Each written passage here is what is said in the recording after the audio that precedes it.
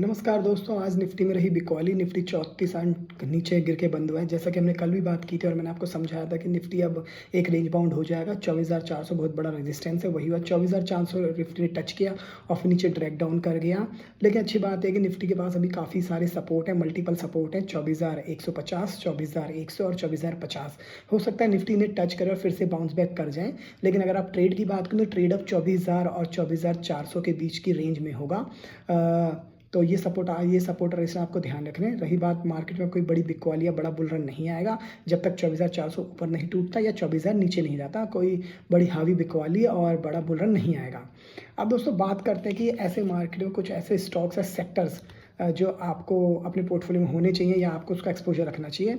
तो दोस्तों जब भी कोई बड़ा इवेंट होता है जैसे कि वॉर, सब प्राइम क्राइसिस, कोविड, तो मार्केट में नए सितारे उभर के आते हैं क्योंकि उस सिचुएशन के हिसाब से मार्केट फिर बात करने लगता है और काम करने लगता है।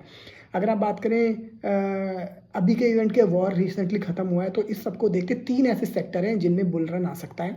तो पहला है आपका defence, new age defence stocks, critical minerals, और तीसरा है न्यू एज इंफ्रा स्टॉक्स।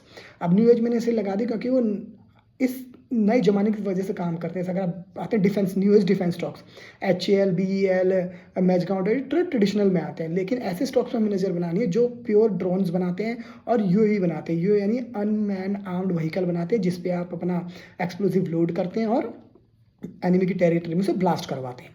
तो इस न्यू एज डिफेंस कंपनी में सबसे पहला स्टॉक जो प्योर ड्रोन प्ले है, ड्रोन बनाता है, वह जेन टेक्नोलॉजी। 37% इसका रिटर्न और कैपिटल एम्प्लॉयड है और ये बेस्ट इन द सेक्टर है। 1000 करोड़ से प्लस की इसकी ऑर्डर बुक है। दूसरा आता है पारस डिफेंस, रेवेन्यू ग्रोथ है 24% की और 15 से 70% का इसका रिटर्न और कैपिटल एम्प्लॉयड है। और डेटा पैटर्न्स, अगर आपको सिर्फ UAV बनाने वाली कंपनी चाहिए तो आप डेटा पैटर्न्स पर अपनी नजर रख सकते हैं। आरडिया फॉर्स टेक्नोलॉजी 50% का मार्केट शेयर, अभी रिजल्ट में थोड़ी चिंताएं बनी हुई हैं तो आप इसको भी अपने रडार पर रख सकते हैं। अब तीसरा आता है क्रिटिकल मिनरल्स कंपनियां, जो इसमें आती है GMDC, हिंदुस्तान जिंक और हिंदुस्तान कॉपर। स्पेशली इसलिए हिंदुस्तान कॉपर की जो डिमांड है 10 से 15% बढ़ने वाली सालाना, और ये डायरेक्टली EV से भी रिलेटेड है। अब बात करते हैं न्यू एज इंफ्रा कंपनी की। नॉर्मल इंफ्रा कंपनी आपकी हाउसिंग बनाते हैं, कमर्शियल स्पेस डेवलप करते हैं, लेकिन न्यू एज इंफ्रा कंपनी वो इंफ्रा कंपनी है जो एनर्जी के क्षेत्र में भी काम करती है, जिसमें आती है L&T, कल्पात्रु प्रोजेक्ट, वारी रिन्यूएबल, RVNL टेक्नोलॉजी। ये सारी कंपनियां ऐसा इंफ्रा बनाती हैं जो एनर्जी में और ट्रेडिशनल इंफ्रास्ट्रक्चर से अलग होता है। तो ये 3 थीम और इस सेक्टर्स आप अपने ध्यान में रख सकते हैं। पहली थीम होगी आपकी new age infra stock, critical mineral और न्यू एज डिफेंस स्टॉक। तो इन 3 थीम को ध्यान में रख के आप अपने पोर्टफोलियो में चेंजेस कर सकते हैं। इन्फॉर्मेशन अच्छी लगी तो दोस्तों के साथ शेयर करें और चैनल को सब्सक्राइब करना ना भूलें। धन्यवाद।